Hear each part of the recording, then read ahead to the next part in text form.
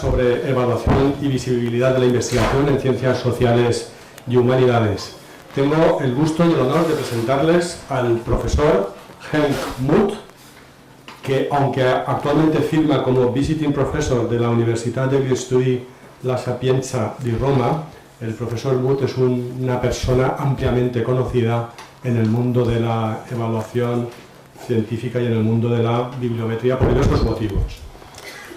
Entre ellos porque ha publicado más de 100 artículos de investigación sobre una gran diversidad de temas relacionados con el tema que nos ocupa, como la creación de bases de datos bibliométricas, la evaluación de las potencialidades y dificultades de los factores de impacto, el desarrollo y la aplicación de indicadores científicos, la utilización de indicadores bibliométricos como herramienta para evaluar los procedimientos de revisión por pares, el desarrollo y la aplicación de indicadores de rendimiento en ciencias sociales y humanidades, el desarrollo de nuevas medidas de impacto como el SNP, el Source Normalized Impact Per Paper, que utiliza la base de datos Scopus, la relación entre las descargas de texto completo y las citas, la colaboración científica internacional, las comparaciones entre los procesos de citación en Web of Science, Scopus y Google Scholar, y últimamente la potencialidad de las almétricas en este campo de la investigación. El profesor Moed ganó en 1999 el premio Derek de Soya Prize, que es el más prestigioso en esta nuestra área, y ha editado 2 libros que han sido un referente en el mundo de la bibliometría, sobre todo el libro de Citation Analysis in Research Evaluation, publicado por la editorial Springer.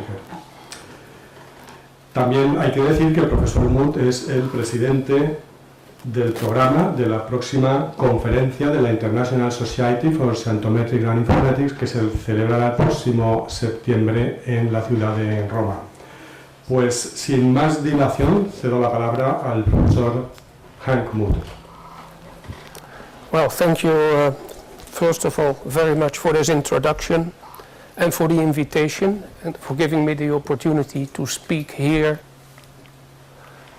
Well, what I wanted to do during this lecture is dealing with 4 subjects. First, I wanted to make some general comments about applied evaluative informatics. And then I very briefly want to mention the developments as regards the foundation of a new scientific journal in the field. Just 2 or 3 minutes or so, we don't have that much time. Then I wanted to make a few more general comments on the use of indicators in the social sciences and humanities. These are general issues. And then, as a 4th part, I would like to point out a number of new ways in which we can study the humanities and social sciences, and we can hopefully create new indicators. First part, about applied evaluative informatics. This part is very much based on the book that I published last year, and I just want to show you some of the notions that were presented in that book. And the first is, of course, the notion of the so-called multidimensionality of research quality and research impact. And you can see it on this slide. You see here that there are many different types of impact, different dimensions, and also different types of output. And I indicated in the cells of the matrix a number of typical products that are made by researchers. Please note that the scientific journal paper is only one of them. There is a large array of other types of outputs. I'm not saying that they are all equally important. I only want to indicate now how broad and how multidimensional the output and impact actually is. Then there are many more indicators than the journal impact factors that are so frequently used, or the H-index. Here is a list, so you have publication, citation-based, journal metrics, patents, usage, altmetrics, webometrics, econometric, reputation-based, network-based, infrastructure-related indicators. And all these indicators are now being further developed and calculated. So the citation analysis, and especially the journal impact factors, is only one of them. Then what I find very important, and what is underlined many times in the book actually, is that one should distinguish 4 domains of intellectual activity. And the first is that of the politics. That is, the politics can define a particular policy issue. Then we have the domain of evaluation, and that is essentially the application of what I call an evaluative framework. And during the lecture I will give more examples of this. Then we have, of course, the level of the so-called analytics. This is empirical, quantitative research about a number of relevant aspects. And last but not least, we have, of course, the collection of data. Now, perhaps in an ideal world that is fully, say, based on scientific scholarly principles, you would expect that the flow of information goes from top to bottom. That is, that there is a policy issue, then the evaluative framework is being established. Next, the analytics are being done, and as a part of it, data is being collected. But there is a tendency that goes, in practice now, that goes the other way around. It almost seems as if one just starts with collecting some data, then one calculates some indicators, one asks what kind of evaluative framework fits with the indicators, and then which policy issue can we solve with it. And I think that that is not the proper way of using and developing indicators. And it's also important that informametrics or bibliometrics deals only with the analytics and with the data collection, not with the validity of the evaluative framework. And one of my concerns with the book is basically this. We have in our field, we have many people who are doing very good technical work. We have lots of debates about many things. But I'm afraid that more and more informatricians start making decisions about the evaluative framework that has to be used. And this is something that cannot be founded or proven with informametric methods. So the question, what is important, what should be valued, what is good and what is less good, that is not an informametric question. That is not something informatricians can give an answer to. This is another domain, and it relates to evaluative framework. And unfortunately, I believe in many applications that I'm aware of, such an evaluative framework is often simply missing, or it remains implicit. So there is evaluation going on. But I want to repeat that there are many applications in which a debate and decisions, transparent decisions about what exactly is this evaluative framework, in my view, are simply lacking, they're missing. And that is something, it is some kind of a space that then is easily being filled by informatricians, because they are inclined to make the decisions in the evaluative framework themselves. And this is a tendency, I believe, that is really going on in my field, and the book is actually written also to warn against that and to talk more also about this evaluative framework. I will do that also here later.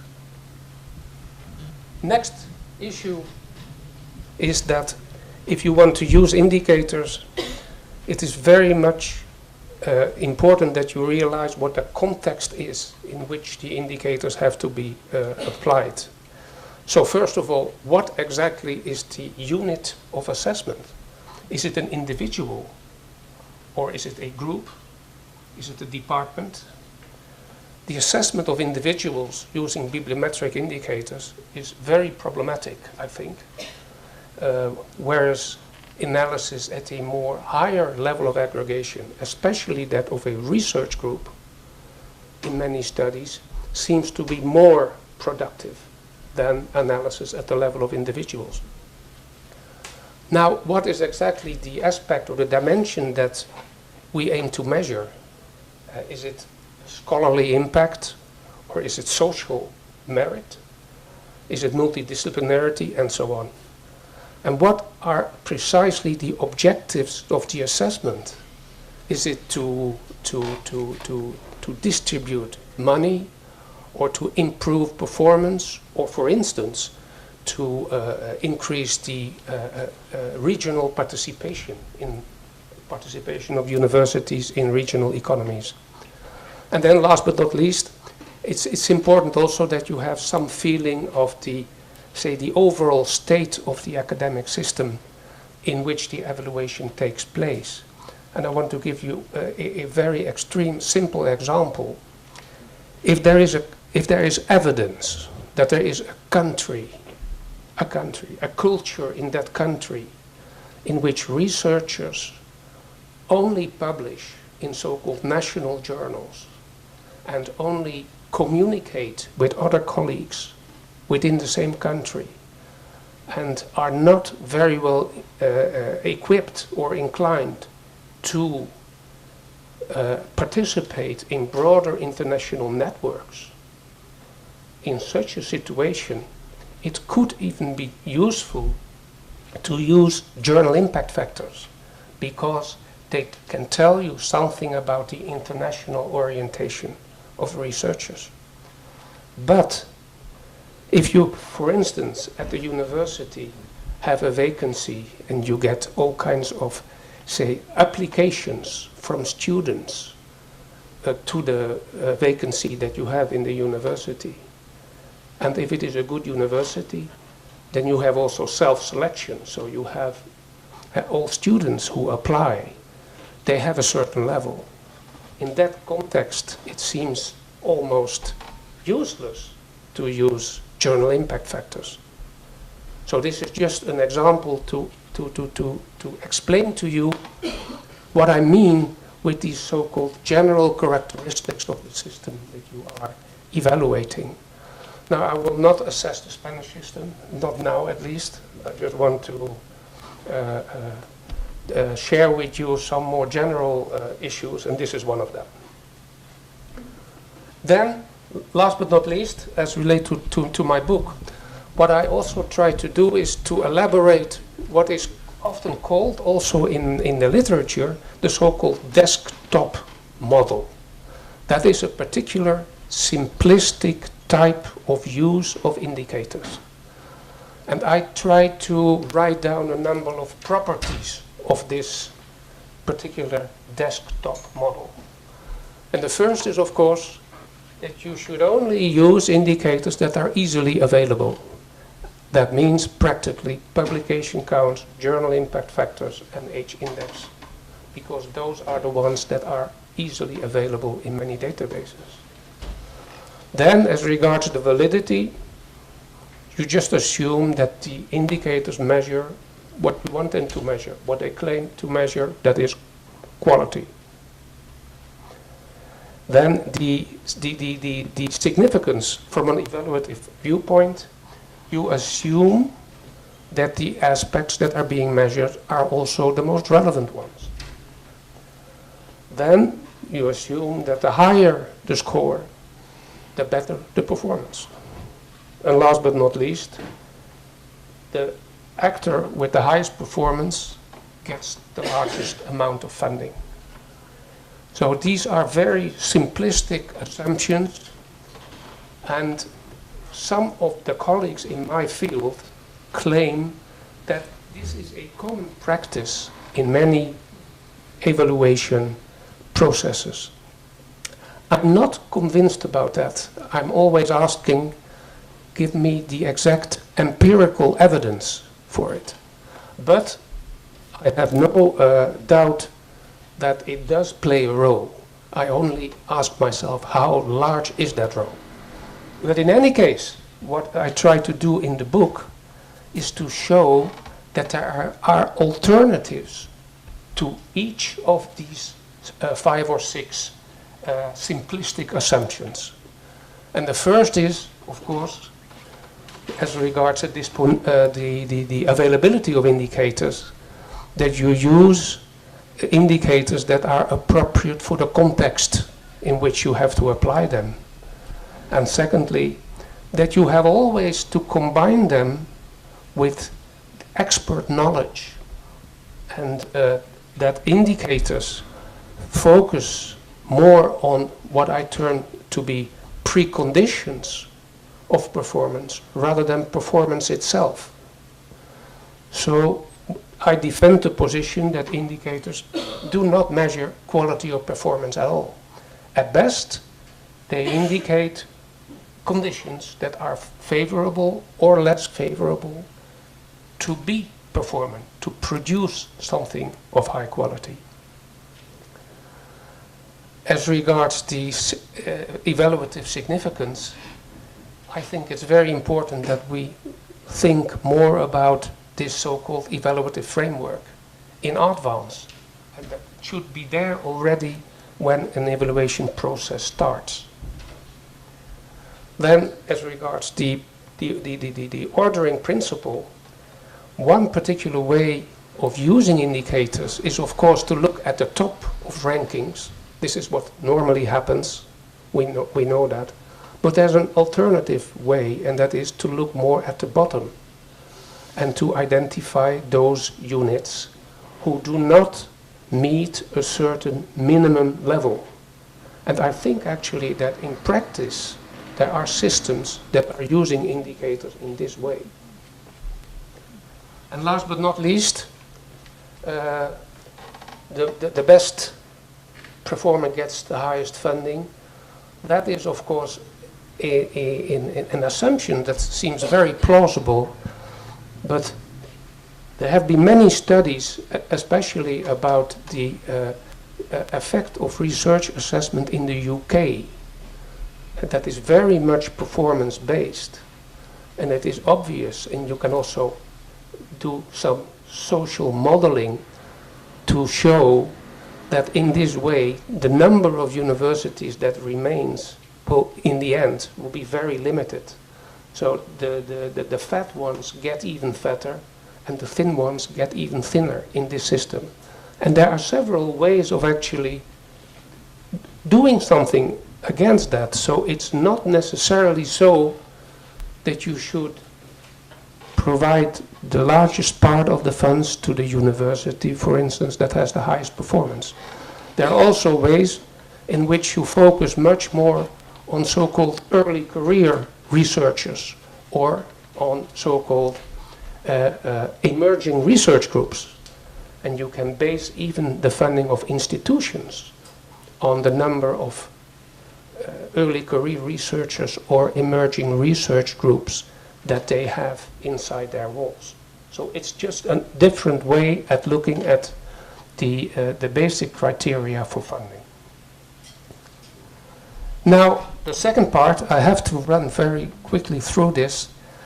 It is a general observation as regards the field of informatics, and that is that somehow we do not seem to be able to communicate well with the users or with the outside world. Our community is a bit closed, a little bit very busy with themselves, but apparently they're not very much directed towards a wide audience. And the idea is actually to found a new journal that is especially directed towards a wide audience and that provides objective information upon the uses, limits and methodologies that were developed in research assessment and quantitative science studies in general, then it should facilitate new multidisciplinary networks and provide a platform to integrate approaches from different disciplines and so on. Of course, it is a risky project, but we are already, I will skip a few slides, we are already in the process of actually having, we are about to have an agreement with one of the publishers to start such a journal. And we succeeded also in obtaining some seed funds, that is some initial money to start up the journal. Now, here are my more general observations about the use of indicators or, say, research assessment in general in the social sciences and humanities. And the first is that we should realize that citation and publication counts in the social sciences and humanities can be very much determined by political ideologies. I will give you an example of that. Here is an account of the number of citations to the work of two famous persons, Marx and Lenin. And you will see, here's the year, and you see that the number of citations to their work declines rapidly after, say, around 1986 or 87. And of course, what we do know is that in 1989, the Berlin Wall fell. And before that even, we had already the perestroika politics of Gorbachev. So you see that from that moment onwards, the impact in the scientific literature of these two thinkers, if I may call them like that, has declined enormously. It's good that we keep this in mind, that citation counts can also be influenced by this type of factors. It's also, we are inclined to speak about social sciences and humanities in general.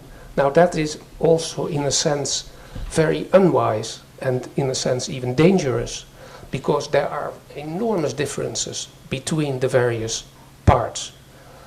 Just to give you very quick some examples, this is a graph showing you the goodness of coverage of the Science Citation Index in the various fields of science and scholarship. And you see that there are fields in which the coverage is very high, there on the left part.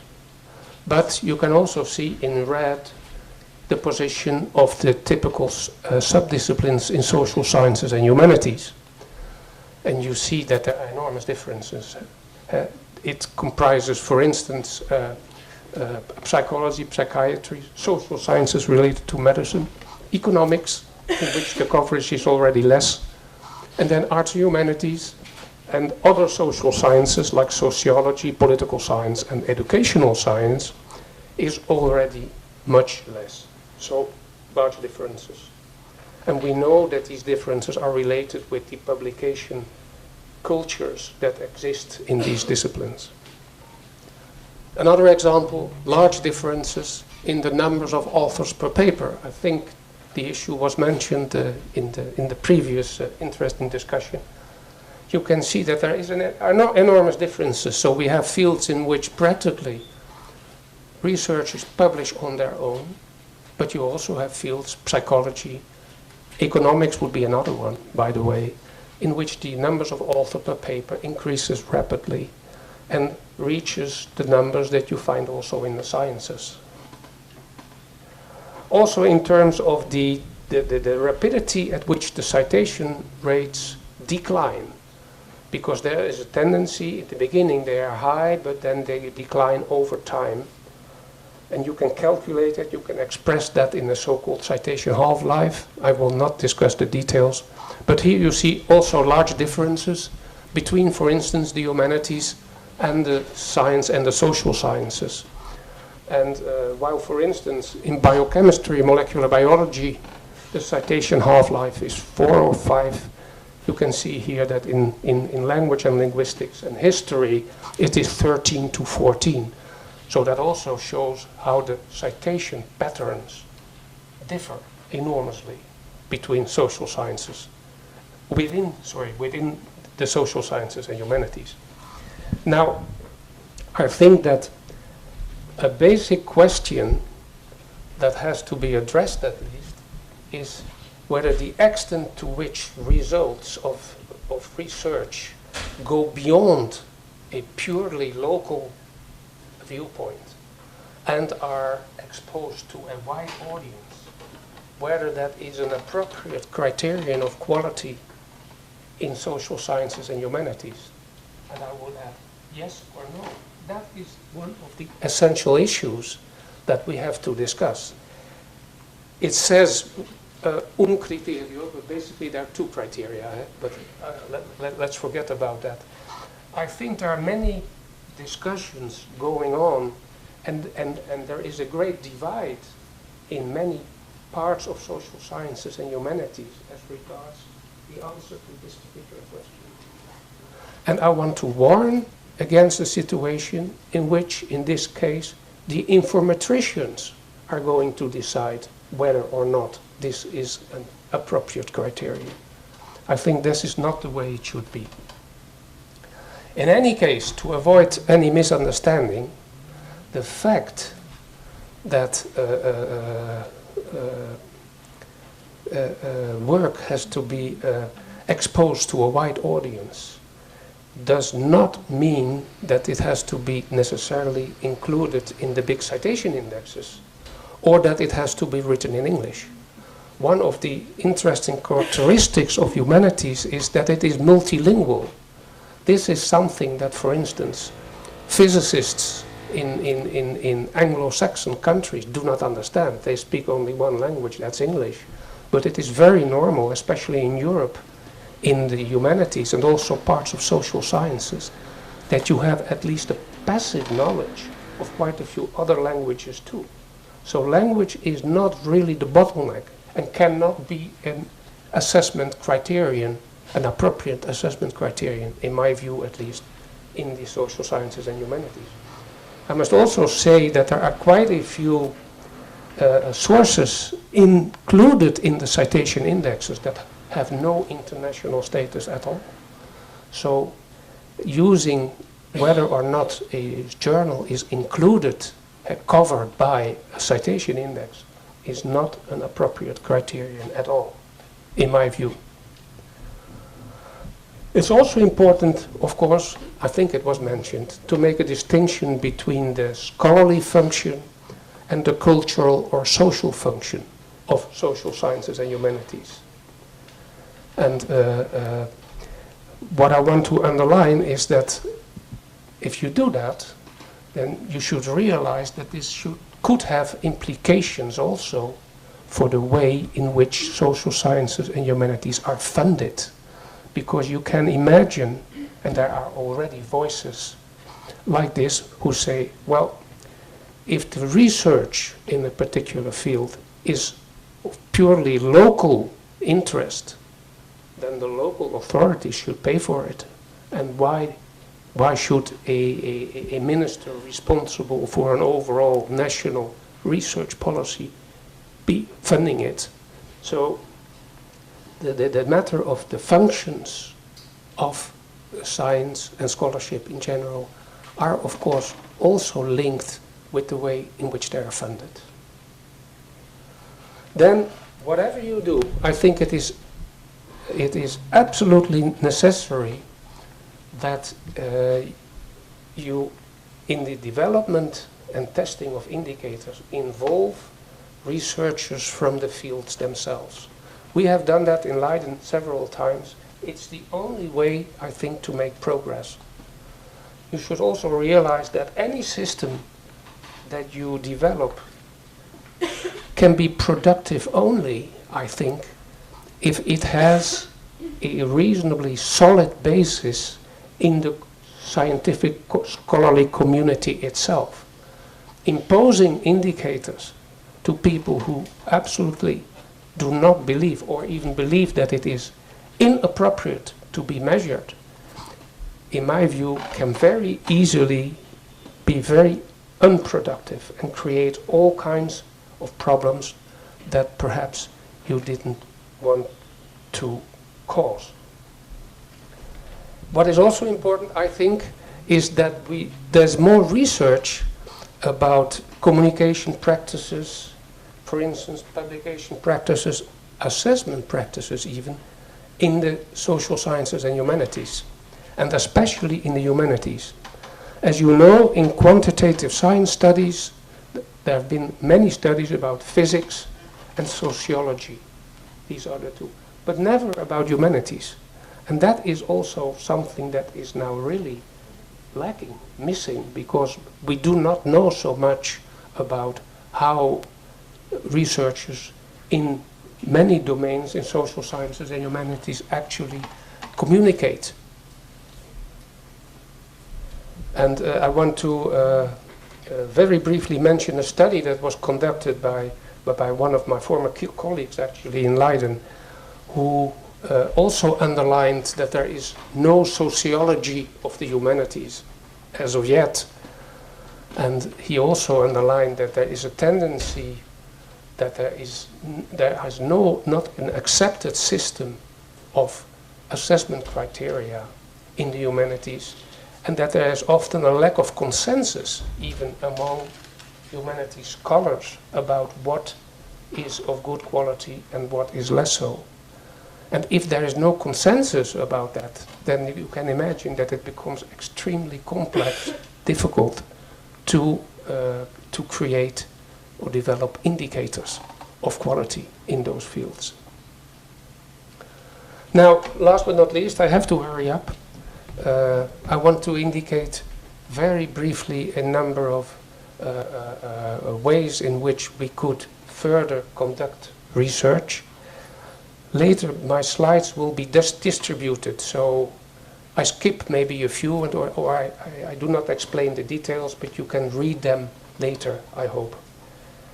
First, this is an overview. I want to talk a little bit about book coverage, about databases that cover books. And I want to talk about a statement by Eugene Garfield, and also say something about Google Scholar, of course. It's almost impossible not to mention Google Scholar.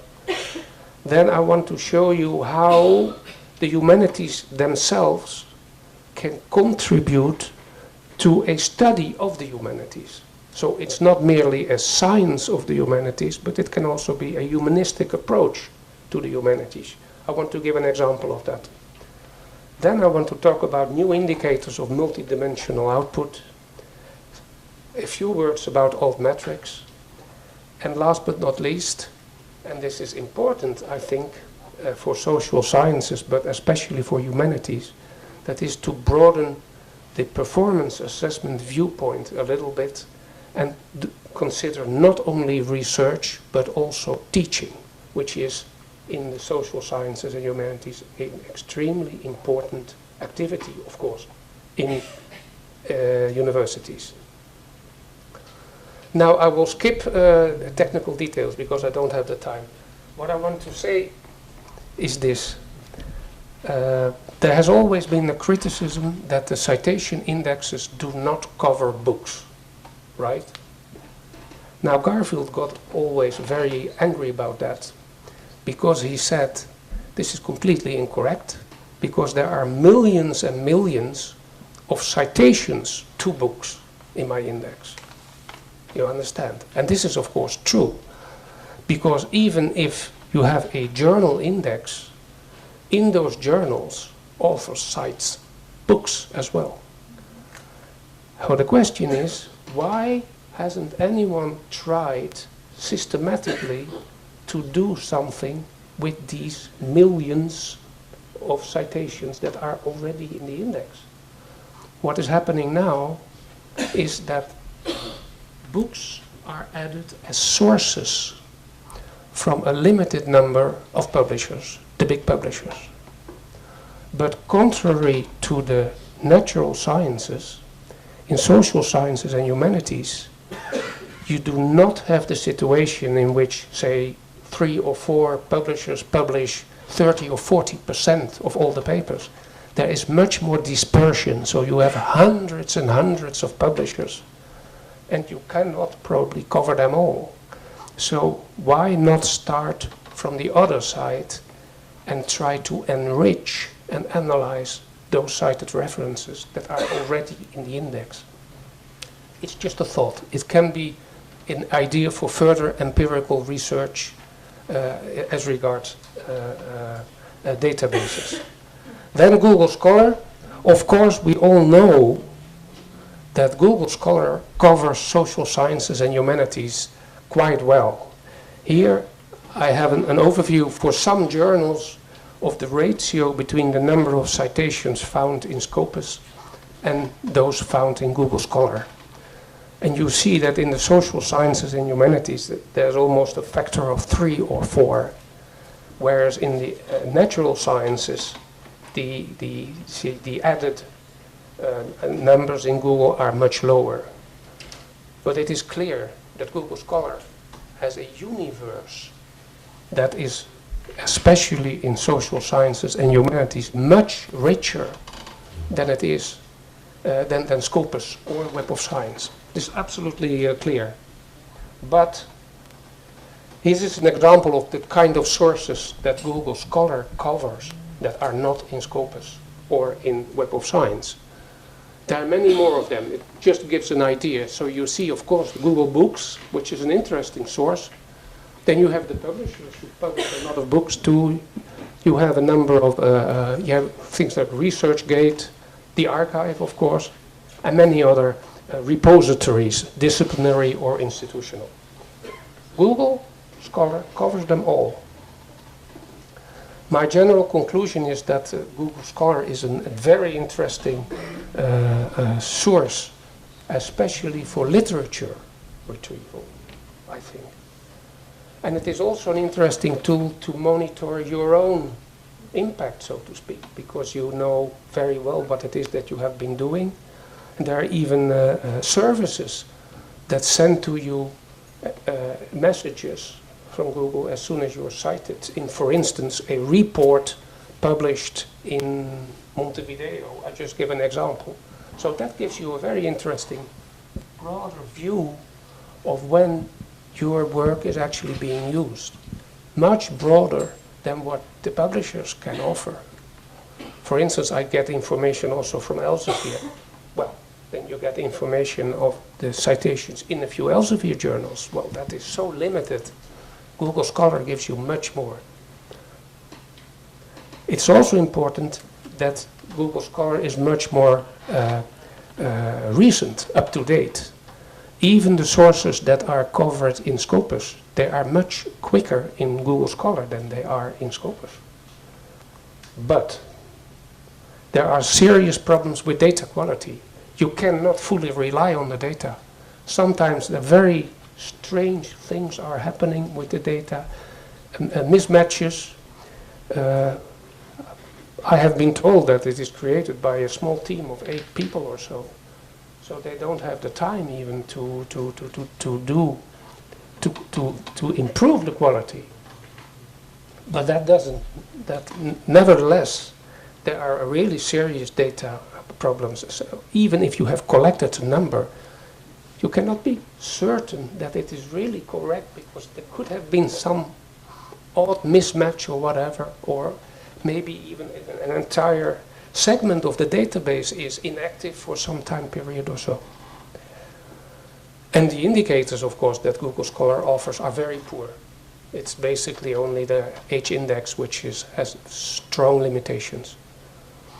And in any case, if you want to use it, I think that the data should be verified by the authors that you are evaluating, because they know more about these matters than an external person knows. Now, I don't have much time anymore, but I just wanted to mention that I think it is an interesting research topic to investigate in more detail peer review processes in general. That can be a peer review of journal manuscripts, but also of research proposals. We do not know so much about those processes. But now more and more data become available to examine them. And in fact, there is an initiative of a few big publishers who open their archives for research under strict confidentiality conditions, by the way. But the data is there. And it could be interesting, of course, to examine it. And from the point of view of social sciences and humanities, it could be interesting to examine empirically the degree of consensus among referees. Because one of the claims in my field that have been made by several researchers is, as I mentioned already, that there is often a lack of consensus among experts in the fields of the humanities. And I have indeed seen cases myself in which one and the same proposal was rated with an 8 and with a 4 by apparently by humanist researchers who had a different cognitive background. So here we have a problem, we have a phenomenon that we should investigate more in detail.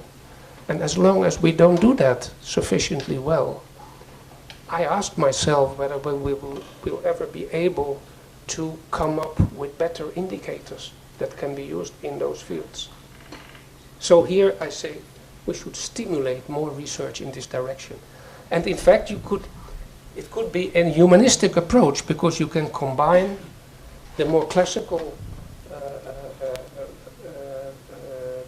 methods with the, of course, the computational linguistical approaches that are, of course, needed. You have to develop a theoretical model using probably classical humanistic methods, but then, of course, the computers must run and you must be able to analyze large amount of data too. Now, new indicators of research. I have to be, again, very quick. What I wanted to underline is that the publications can have different functions, different audiences, and different types of impact. And I think it is possible to develop more detailed indicators that are capable to measure these aspects. Let me give you examples of social impact. You have, for instance, the transfer of knowledge from the international research front to the national research community. For instance, medical results of medical research. There are special journals even that do that, that pick up developments at the international front, and they are discussed and they are made available to the wide group of doctors in a particular country. Now, in terms of impact factor, the impact is zero. But the type of work, I think, is extremely important. So here we see another example of why it is so important to have this evaluative framework. Because if you want to acknowledge, if you want to support this type of activity, which is of essential nature, then you should develop indicators that are capable of detecting it and making it visible. Other example, you have, of course, that was an issue in the Netherlands. You have, of course, institutions who put a lot of effort in educating researchers from, say, scientifically developing countries. And there has been a tendency in the Netherlands, for instance, that researchers said, we don't want to do that anymore because we want to learn them to publish. So they publish, but not always in the best journals, and the impact is not always that high, so I am punished. My department's score is lowered because of this activity. I hope you understand what I'm trying to say. So here you see an example in which two aspects are working against each other. And this is, of course, from an informatic point of view, very unacceptable. And I think we can do something about that. Then you have, of course, historical research of a national or local relevance. Maybe in terms of citations, again, it will be, the impact will be zero. But if you believe that this type of activity is an important output form in these domains, then you should develop indicators to make it visible. And last but not least, what is also possible is to improve existing indicators. Now, this is a very technical story. I don't have the time to discuss it, but there is a claim that journal impact factors, they measure the international position or the international orientation of a journal. It's simply incorrect. You can show it. I'll give you an example. Here, well, it's our Italian journals. Here I compare the impact factor on the vertical axis with another indicator that measures the degree at which a journal is cited by authors from outside Italy. And then you see that there are journals who have the same impact factor, 1.6, which is not too bad, but one is clearly Italian and the other is not, because one has a predominantly an Italian audience and the other one has not. So there is a dimension, there is an aspect of internationality in those journals that is not visible in the impact factor. But it would be possible to do it, to calculate those indicators, but thus far nobody has actually done it. I also want to warn, if I may, very quickly, about the use of scopus as a criterion, as a norm of whether a journal has a certain status or not. Of course, Elsevier would like you to do that, and I realize that. I cannot discuss the details, but I think it's important that you read what is written here. 10% of the journals covered in Scopus are hardly cited at all. They have at most 2 citations. And 25% has at most 12. So citation impact plays no role at all, apparently, in whether or not a journal is covered in Scopus. So be careful. There are some systems in which only those publications are counted that are published in journals processed for Scopus. I think that's a very bad criterion. You just can't, from a bibliometric point of view, you can't do it because of the fact that there are so many other considerations for the publisher to include it. And I've seen many examples now, and it is a little bit like, you know, there's a famous joke saying about statistics. If you want them to go up, they go up. If you want them to go down, they go down. Well, it is a little bit so also in bibliometrics, because another example, I did a study on Russia, and at the highest level there was an objective was formulated that there should be a certain percentage of Russian papers in Web of Science or Scopus. And then what is happening is that the coverage of especially Scopus is expanding enormously with purely Russian journals, so that the percentage has increased.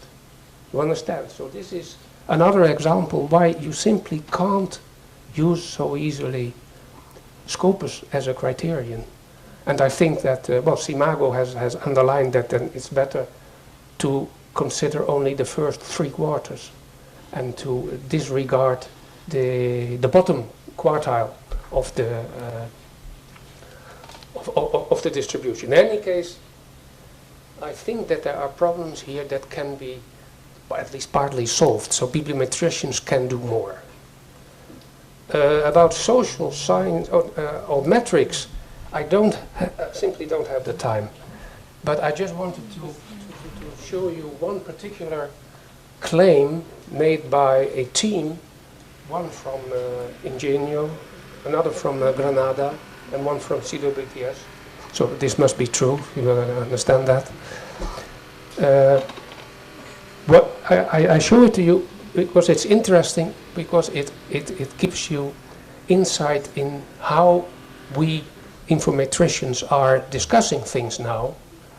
Because what you see is, what they write is, well, altmetrics can be useful in evaluations if you change the evaluation framework. So this is a good example, I think, of how the technical discussion about indicators goes hand in hand with the question, what is the most appropriate evaluative framework? Because I think in the literature a distinction is made between a formative and two types of assessment. One that is very much focused on improvement, and the other that is very much focused on applying a particular criterion, formative against summative. And what these authors say, and of course they are very distinguished authors, is you should just change the assessment system from summative to formative, and then you can use these indicators. It's another example. Last but not least, I want to show you that it is good, if you analyze social sciences and humanities, not to analyze research isolated from other aspects. And one of the aspects is, of course, teaching, because teaching is much more important in social sciences and humanities than it is in sciences. And there are many ways in which you can demonstrate that. And this is one, because you can see here that here is the publication productivity of a large number of universities, and here the graduation productivity, that's number of graduates per academic staff. And you see that there are large differences. And here we have a large group of institutions with a very high graduation productivity that focus on social sciences and humanities. So here you see a graph that opens up and tries to combine 2 dimensions. And it is clear that it gives a broader and, I believe, a more appropriate view. And this is another graph in which you can see that bachelors and masters are, of course, highly frequently represented in the social sciences and humanities. Here, for instance, masters, I think it is about 60% or so, whereas in these are large numbers of students, but you also can see that if you look at academic staff, that correlates not with the number of masters or bachelors, but with the number of PhD students. So there is, you can see here that maybe some frictions also at an European level, because all these institutions, they are active in Europe, in the funding system of universities, perhaps. In any case, in social sciences and humanities, the notion of research university does not have much reality. But in science and in medical sciences, there is, of course, this notion of research university that is very often applied. And research university relates especially with PhD students. So what you can see, I'm a little bit confused because I have to do it too quickly, but there are different types of universities. That is my point. And they all have an important function, but they are not doing everything all at the same time. So it would be good in assessments to show that actually. And one of the ways of doing it is to broaden it and to make clear that research performance is a multidimensional concept. So concluding, my honest opinion is that as long as we do not know enough about the communication practices within social sciences and humanities, and as long as there's not so much standardization or consensus, I don't see personally how we can productively apply indicators other than perhaps at the very basic level define a certain minimum. Next, I think that the humanities can actually contribute to a humanistic perspective of a science of the humanities. And last but not least, I think that the current indicators, such as impact factors and so on, can be improved because they can be made more adapt, more appropriate to measure other aspects of research than the one that are normally measured. And if we believe that those aspects are important, then we should develop indicators that are capable of measuring it. So this was what I wanted to discuss. I've done it very quickly, but you can, again, we are distributing the slides, so you can read the slides if you're interested. And I want to thank you very much for your attention.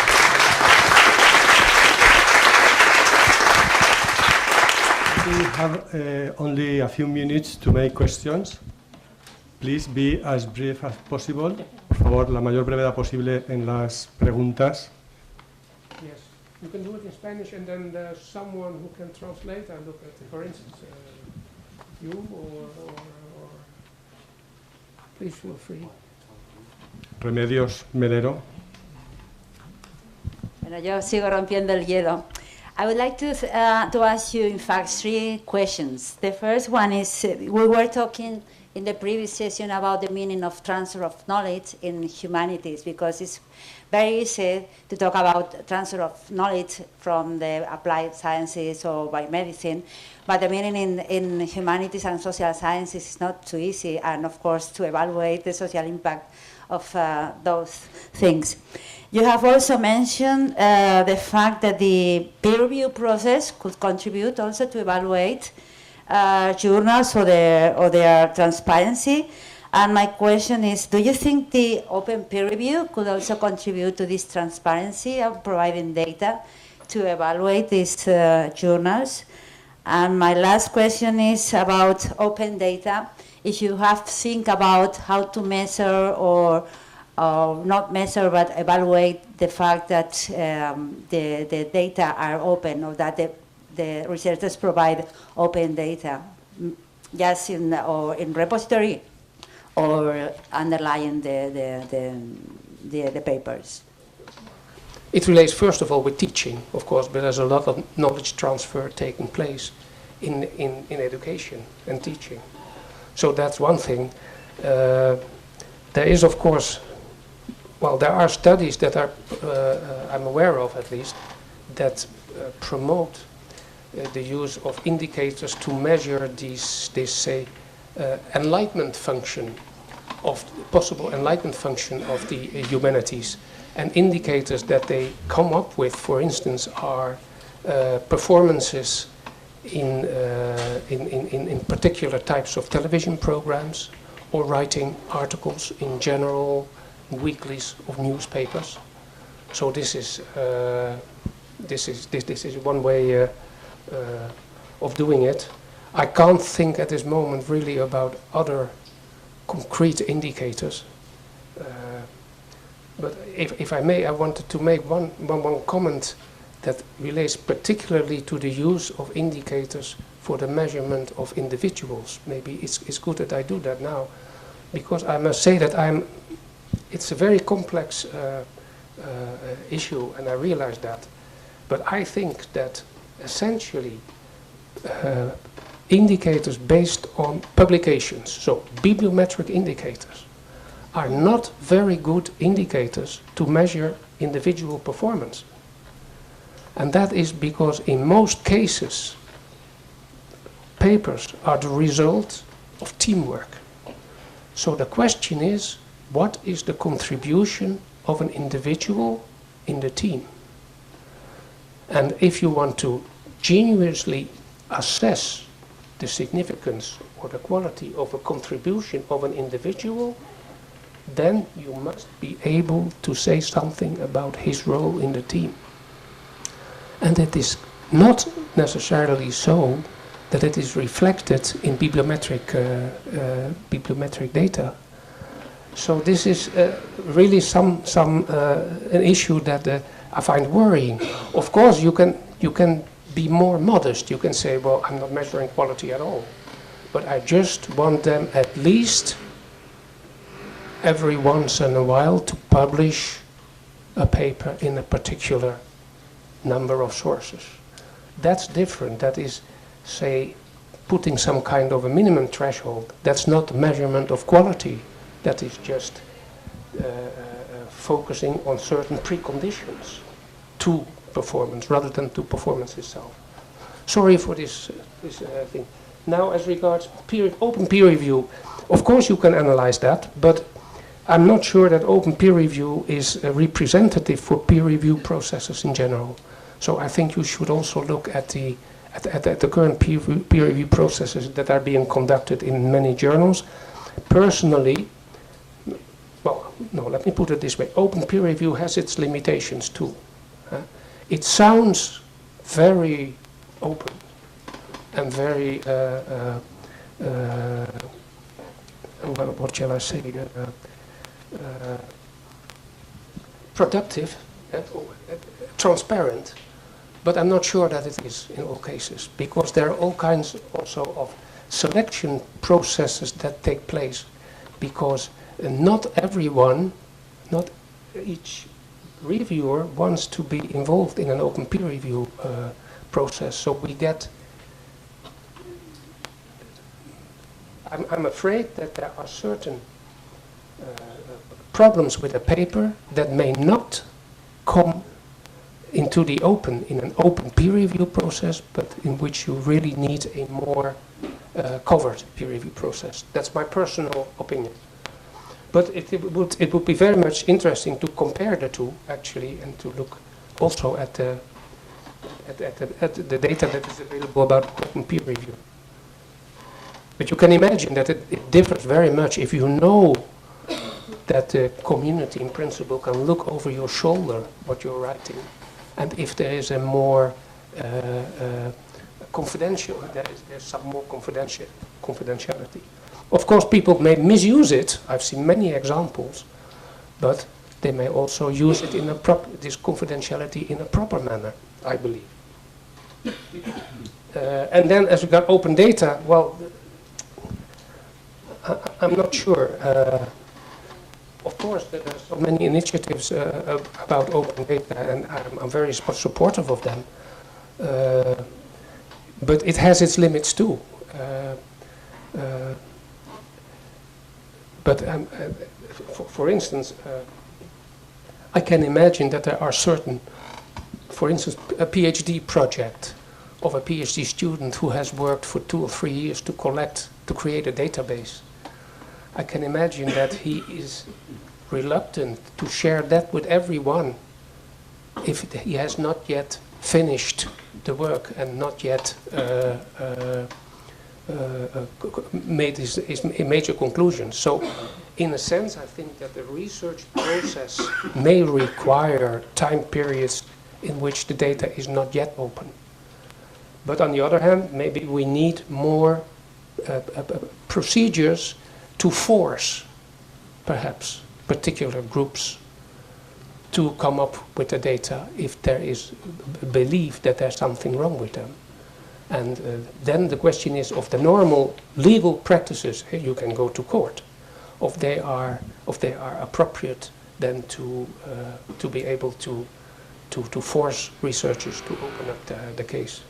But it's a very important development, and I'm sure that it will continuously develop, and I think it's positive in broad sense.